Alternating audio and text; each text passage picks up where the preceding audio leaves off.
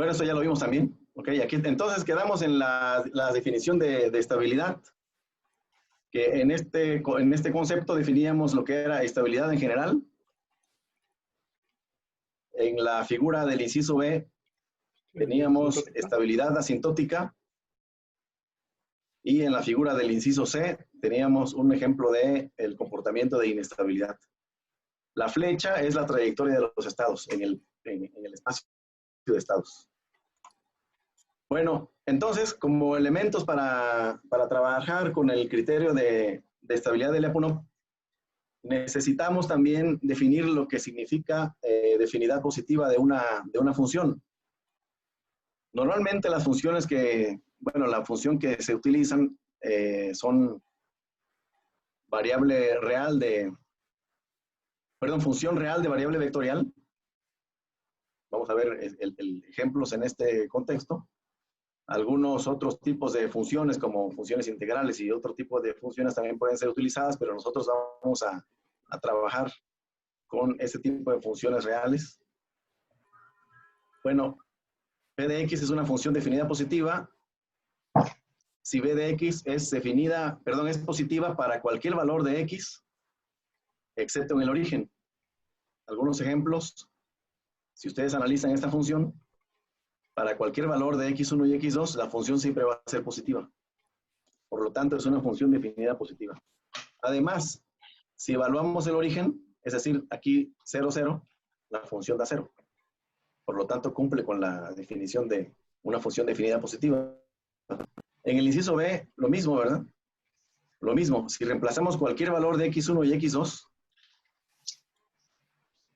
entonces la función es positiva. Cualquier evaluación, ya sean números positivos o negativos que metamos aquí en x1 y x2, al evaluar la función siempre va a ser positiva, excepto en 0. Es decir, si aquí ponemos 0, 0 en todos los valores de x1 y x2, pues la función es 0. A veces nos vamos con la finta, a veces nos vamos con la finta de algunas funciones que aparentemente son definidas positivas, pero no lo son. Voy a poner aquí un ejemplo en pantalla.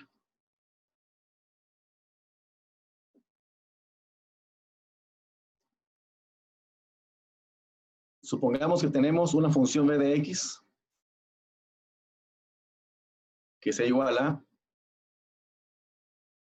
x1 más x2 al cuadrado. ¿Sí? Cualquiera diría, bueno, esta función es definida positiva porque para cualquier evaluación de x1 y x2 siempre va a ser positiva. Vamos a ver si es definida positiva. Proponemos el vector 0, 0. Y en el vector 0, 0, al evaluar la función b de x, doctor, x1, una disculpa, no se alcanza a ver su pantalla.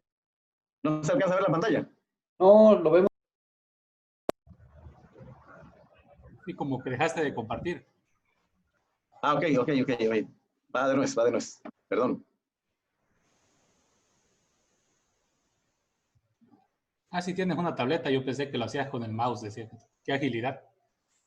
Ah, es una tableta gráfica que Sí. tiene de una de mis hijas que estudia diseño gráfico y estudia para dibujo. Y se la pedí prestada, pero ya tiene 5 años. Ya tiene falsos el conector. Entonces ya me voy a comprar la mía. Está en camino. Excelente. A ver, ahí voy a dejar de compartir aquí ¿Ahí sí ven mi pantalla?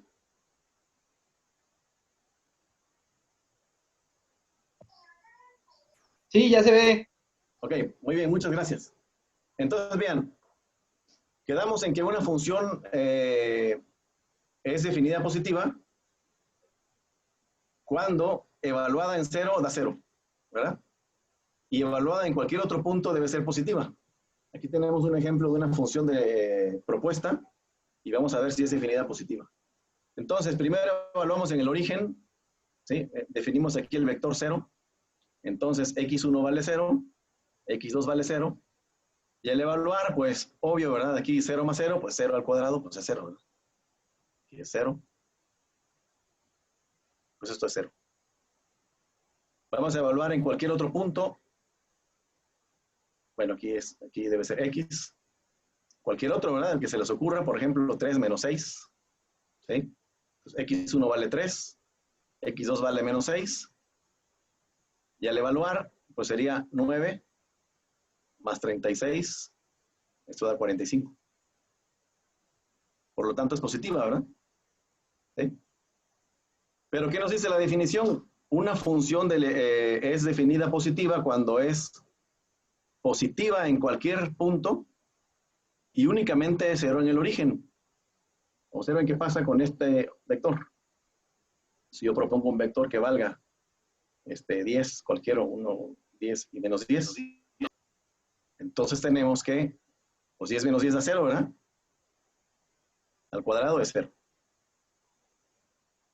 Entonces quiere decir que la función es 0, no solamente en el origen, sino para otros valores en el estado, ¿sí?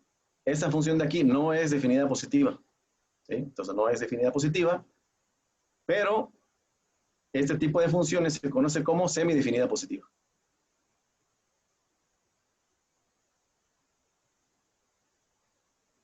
¿Sí? La definición de una función semidefinida positiva es que puede ser 0 en distintos puntos o positiva.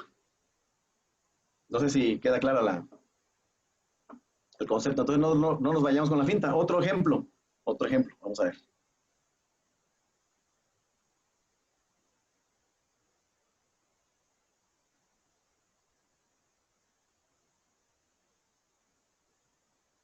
Aquí tenemos una función que aparentemente es definida positiva, pero tiene la desventaja de que al evaluar en 0, ¿sí? O sea, 0, 0, pues la función es 1. Entonces no cumple con la definición. No cumple con la definición de que tiene que ser 0 en el origen, ¿sí? Entonces hay que tener presente este tipo de consideraciones. Regresamos a la presentación. Bueno, aquí tenemos lo contrario en lo que a signo se refiere. Si una función es definida negativa cuando para cualquier valor en la que sea evaluada siempre es negativa, excepto en 0. En 0 debe ser 0. Aquí tenemos un ejemplo. Esta función, si nosotros evaluamos aquí x1 para cualquier valor, ¿verdad? Este término, como es un cuadrado, pues es negativo. Esto va a ser, digamos, este cuadrado siempre va a ser positivo y con este negativo, pues va a ser negativo. Aquí tenemos un ejemplo de función que es definida negativa. Ese es el ejemplo que puse ahorita en el archivo de Word. Una función semidefinida positiva, que es 0. No solamente en 0, sino en otros valores. Pero es 0 o es positiva. Esa es una función semidefinida positiva. Y una función semidefinida negativa, pues aprovecho el ejemplo anterior y le pongo menos a esta y con eso resuelvo el problema. El ejemplo. Si hay alguna pregunta hasta aquí. ¿Alguna pregunta? No, claro, todo. Muy bien. Ahora, hay funciones que, como esta, ¿verdad? Como esta que toma valores positivos o negativos de manera indistinta, dependiendo del vector de x. Este tipo de funciones, pues simplemente no se puede definir si es definida positiva o definida negativa. Queda, digamos, como una función indeterminada o indefinida. Vamos a ver ahora lo que es una forma cuadrática. Si se dan cuenta, estos ejemplos son normalmente funciones cuadráticas, porque de esta manera pues podemos asegurar si es positiva o negativa, pero hay unas formas más generales de formas cuadráticas que vamos a ver. Y esas formas cuadráticas están dadas normalmente por funciones vectoriales que tienen esta forma. Tenemos X transpuesta por una matriz P. Normalmente esta matriz P pues es una matriz simétrica, aquí la vemos, ¿sí? Una matriz simétrica es aquella que su transpuesta es la misma. Por ejemplo, aquí vamos a poner una matriz simétrica. P que fuera igual a 4, 2, 5. 2, 6, menos 2. Aquí ponemos 5, menos 2, 1. ¿Sí?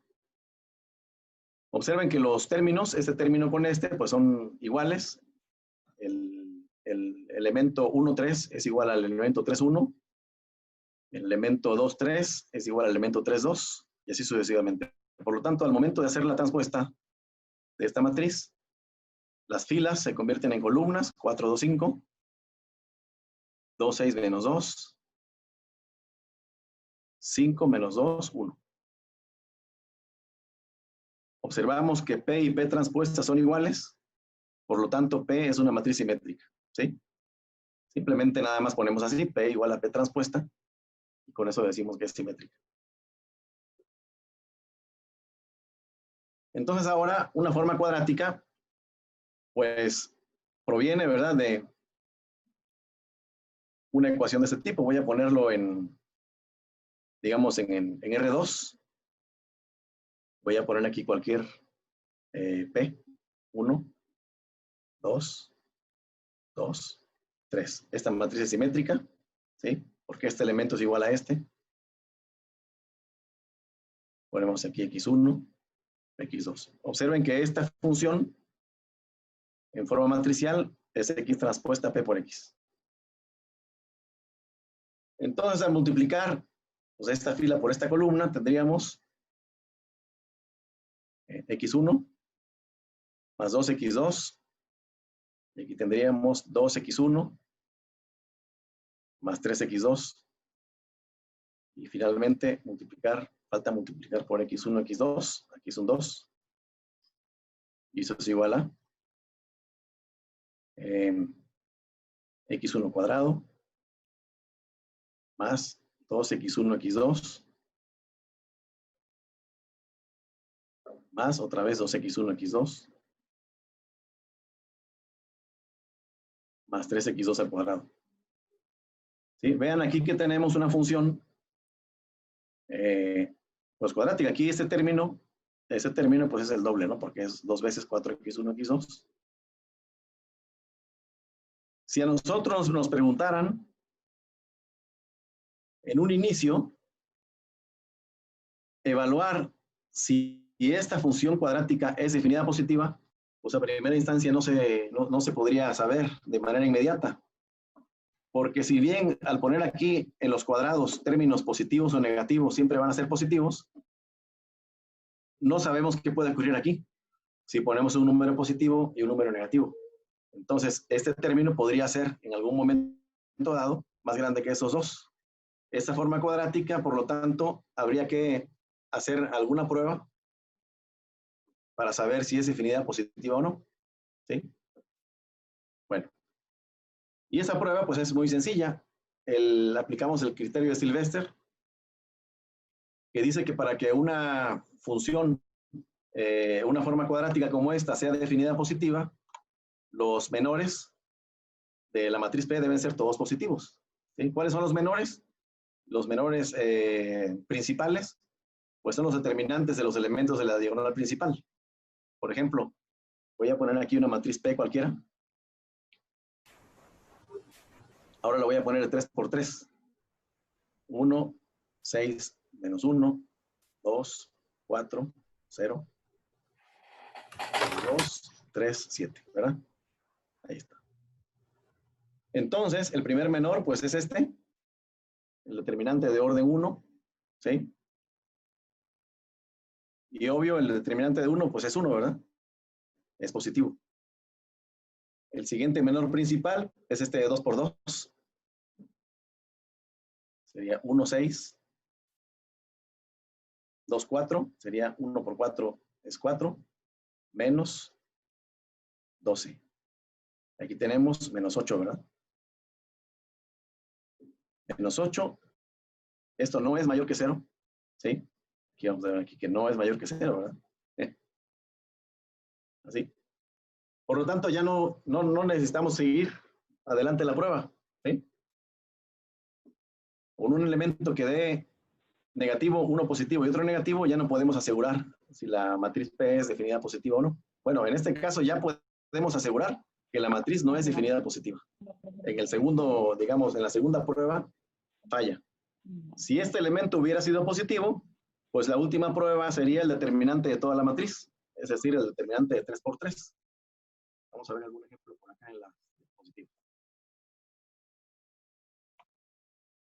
Ejemplo. Tenemos aquí una función cuadrática, ¿sí? En el cual tenemos 3 variables de estado, x1, x2 y x3. Y queremos saber si es definida positiva o no. Entonces, la manera más sencilla de saber si esta es definida positiva o no es primero llevar a la forma cuadrática. O sea, la forma cuadrática matricial, ¿sí? Y en la forma cuadrática matricial tendríamos la matriz P y analizamos por el criterio de Sylvester. Voy a copiar la ecuación aquí en el archivo de Word para ver la manera de convertir esto a forma matricial.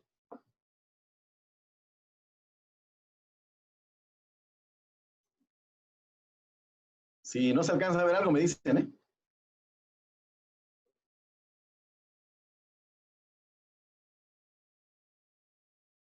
Esto vamos a tenemos que estar manipulando aquí. Ahí está. Bueno, a ver, voy a ocupar este espacio pequeño aquí abajo. A ver si no me tapa. Yo creo que sí me va a tapar al momento de hacer clic. Ahí. Solo para copiar el polinomio. Entonces, el polinomio es b de x es igual a 10x1 al cuadrado más 4x2 al cuadrado más x3 al cuadrado. Y aquí tenemos términos cruzados.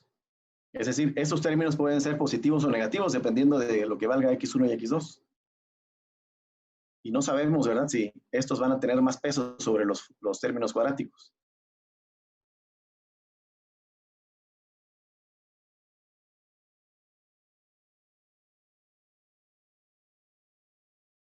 Ahí está.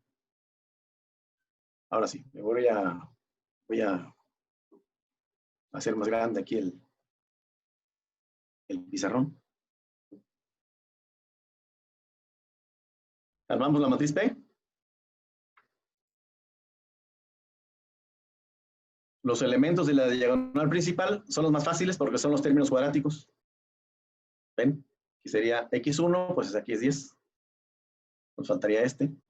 Este debe ser el mismo que este. x2 al cuadrado es 4. Nos falta este. Este debe ser igual a este. Este va a ser igual a este. Y aquí tenemos x3 al cuadrado, que es este. ¿Sí? Ahí está medio choco mi pulso. Observen el ejercicio que hicimos arriba. En el ejercicio que hicimos arriba, este término es el doble de los términos cruzados. 2 y 2 son 4, ¿verdad? Entonces aquí igual. Tenemos 2x1, x2. El elemento donde se cruza x1 y x2 es este. Porque es primera fila, segunda columna, es un 2, por lo tanto esto tendría que ser la mitad. 1. Primera fila, tercera columna, es el elemento 1, 3. Es este, ¿verdad? Este tendría que ser menos 2. O sea, la mitad. La mitad. Y nos falta este término de aquí, que es segunda fila, tercera columna, es este. Pondríamos la mitad, que sería menos 1. El resto de los elementos son simétricos. Este es 1. Este es simétrico con este, es menos 2. Y este con este es menos 1. De esa manera, pues tenemos la matriz P. que es esta que tenemos aquí. ¿Sí? Ahora lo que procede es probar los menores, o sea, el determinante de los menores principales de la matriz. ¿Cuáles son?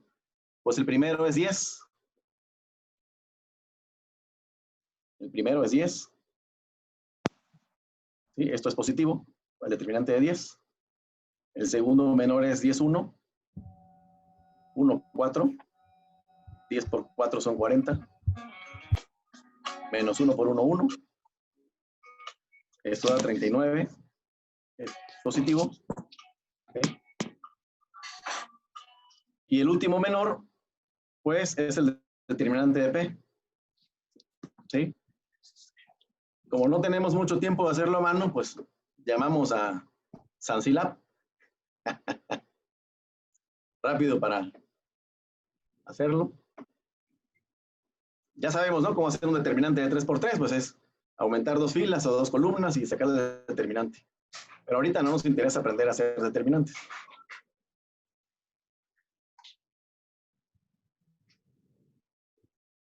¿Qué pasó con Silab?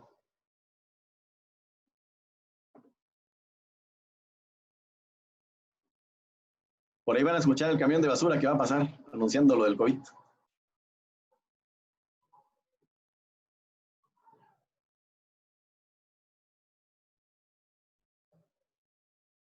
Bueno, Sansylab me traiciona y no quiere arrancar. Quizá porque ahí está.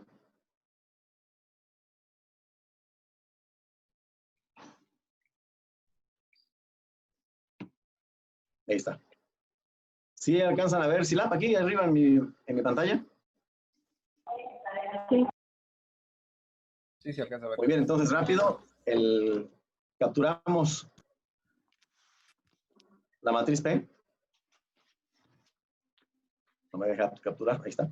Está arrancando todavía porque cuando está activado el Zoom, como hay este video, pues se hace más lento.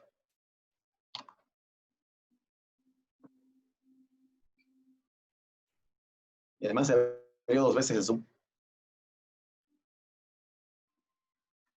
Perdón, en el Silab.